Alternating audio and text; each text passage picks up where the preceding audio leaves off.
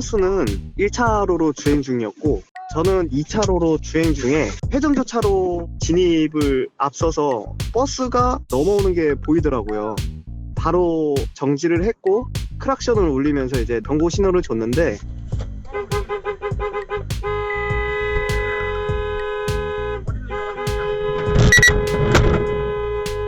버스가 넘어와서 제 차를 그냥 치고 갔어요. 버스 기사분은 황당하다, 왜 그쪽에 있어서 부딪히게끔 했냐, 그 사이에 있었던 제가 잘못이다, 그렇게 몰아가더라고요.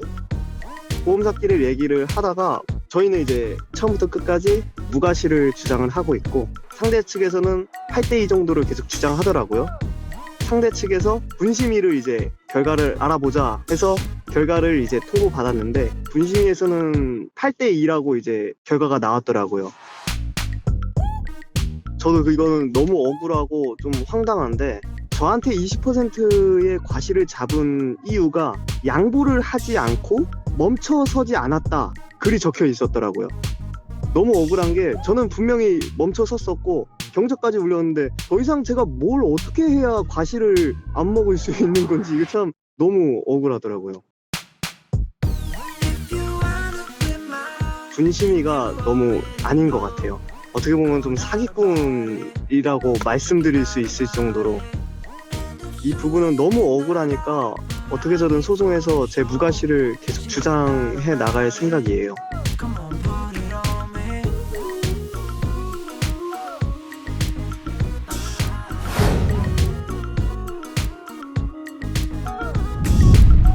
(70km) 제한속도 거리에서 60에서 65 정도 밟고 있었는데 택시가 갑자기 4차로에서 급정거를 했습니다.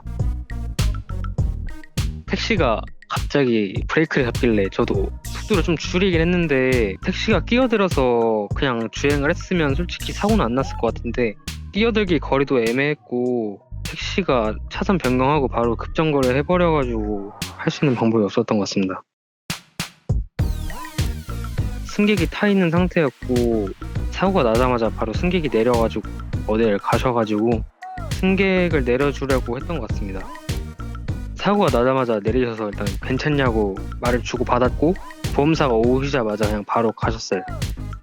저는 피해자라고 생각을 했는데 자기가 피해자라고 이렇게 주장을 하셔서 이제 경찰서에 가셔서 신고를 하시고 대인 접수도 해달라는 상황이 와서 좀 기분이 안 좋았습니다. 상대편 보험사가 일단 저한테 전화를 해서 후방 추돌이니까 우리가 피해자가 맞다 이렇게 주장을 했고요. 블랙박스를 확인해봤냐고 말씀을 드렸는데 블랙박스가 없었대요. 제 블랙박스를 보내드리고 확인을 해보라 하니까 이제 끼어들기 사고는 7대3이라고 주장을 하더라고요. 저는 100대0을 주장하는데 택시가 좀 까다롭지 않습니까? 7대3으로 그냥 계속 우기는 것 같습니다. 일단 소송으로 가자고 말씀을 드렸는데 그 승객분 대인 처리가 아직 안 되셔가지고 대인 합의가 끝나는 대로 소송으로 가기로 말씀을 주고받은 상태입니다.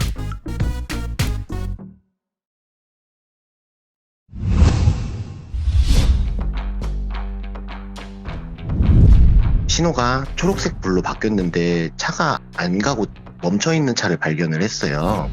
처음에는 핸드폰을 보고 있느냐고 신호를 놓치셨나 보다 해가지고 그냥 우측으로 차선 변경해가지고 지나갔는데 물건을 찾고 돌아가는 길에 차를 발견한 얼마 안 되는 거리에서 사고 현장을 목격하게 된 거죠. 사고는 이제 한참 된 줄 알았었는데 뒤에서 경찰차가 빠르게 우회전해서 지나갔고 사람들이 나와가지고 구경을 하고 있더라고요.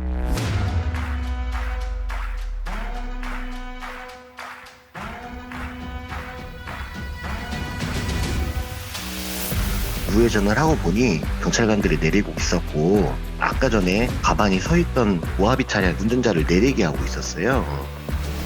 뒤에 도착했던 경찰관 한 분이 길을 막고 있었는데 경찰관을 밀치고 도주하려고 하더라고요.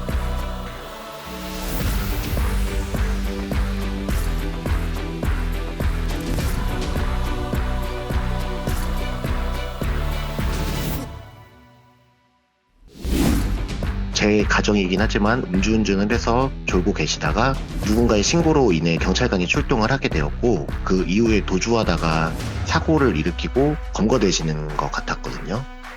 운전자분은 경찰한테 제압을 당하셨었죠. 도주하시다가 걸려가지고.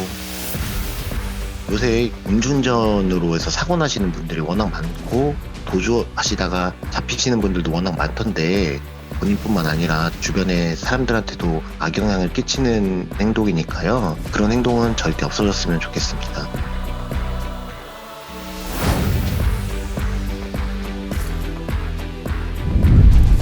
직업이 운동선수라 훈련차 이동을 하고 있었는데 휠체어 타신 할머니가 계셨는데 앞에 있던 스포티지가 우측으로 좀 빠지면서 그 할머니의 왼쪽을 부딪히더라고요.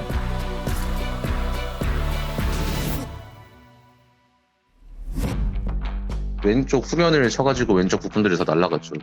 할머니가 뭐 튕겨 나가거나 뭐 그러지 않았던 것 같아요. 우선은 사람을 쳤는데 멈추려고 하는 듯 하다가 가버리니까 추격을 좀 시작하게 됐죠.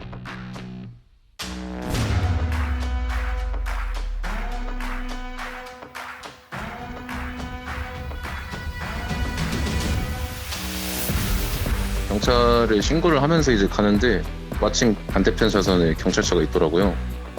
창문 내리고 이제 쫓아라고 알려드렸는데 그 차는 뭐 교통체증에 걸려가지고 쉽게 못 나오셔가지고 못 나왔고 불행 중 다행인지 뭐 도망가던 차량이 제가 조금 좀 떨어져서 가니까 뭐 그 크게 눈치를 못 챘는지 속도를 별로 안 내가지고 그다음부터는 한 차 뒤에서 그냥 따라갔죠. 가다가 이제 모텔촌으로 숨어들더라고요. 그 차를 자연스럽게 좀 추월해서 골목에서 이제 그 차가 다시 도망을 가는지 안 가는지를 보면서 이제 경찰한테 다시 그 위치를 다시 설명을 드렸죠. 평범하게 생긴 뭐 30대 뭐 중후반 정도 되는 사람이었고 조수 속에도 사람이 또 있었던 것 같더라고요. 뭐 2명 내렸던 거 보니까. 경찰관한테 듣기로 바로 연행됐다고 들었어요. 음주 검사했는데 음주 검사 결과까지 나와가지고 현행범 처리될 거라고. 대낮이었는데도 음주였더라고요. 교통사고 당하신 할머니가 자동차에 대한 배상을 해야 되실까봐 그랬던지 치료나 뭐 응급실 접수나 뭐 경찰 접수가 안 돼 있더라고요. CCTV 따가지고 왔는데 휠체어도 막 제대로 작동 안 하는데 여차저차해서 막 억지로 그냥 가시고 사라지셔가지고 더 이상 뭐 도와드릴 수가 없었다고 말씀하시더라고요. 저도 사실 휠체어를 타는 사람이고 장애인 운동 선수거든요. 휠체어가 얼마나 중요한지 잘 알기 때문에 치료든 손해배상이든 받으시면 좋을 것 같아가지고 그런 마음 때문에 이렇게 제보드린 거죠.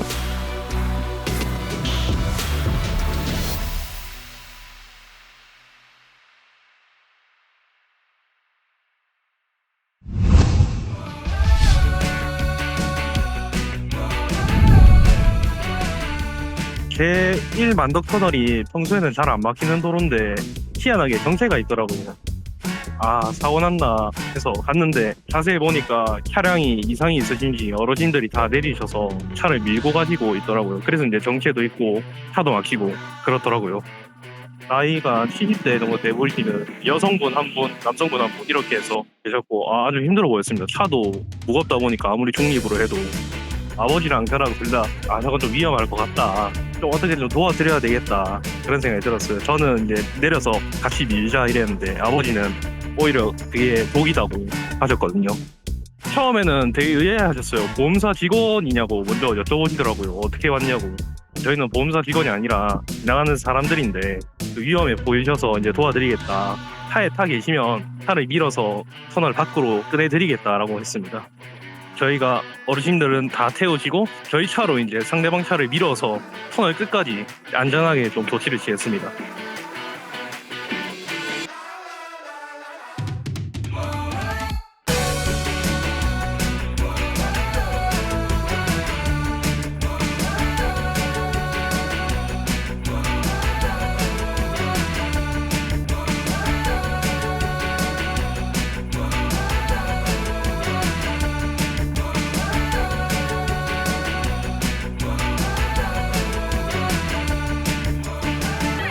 터널 끝까지 밀어드렸고 너무 감사하다고 뭐 어떻게든 보답을 하고 싶다고 그렇게 하셨는데 저희가 그냥 거절했습니다.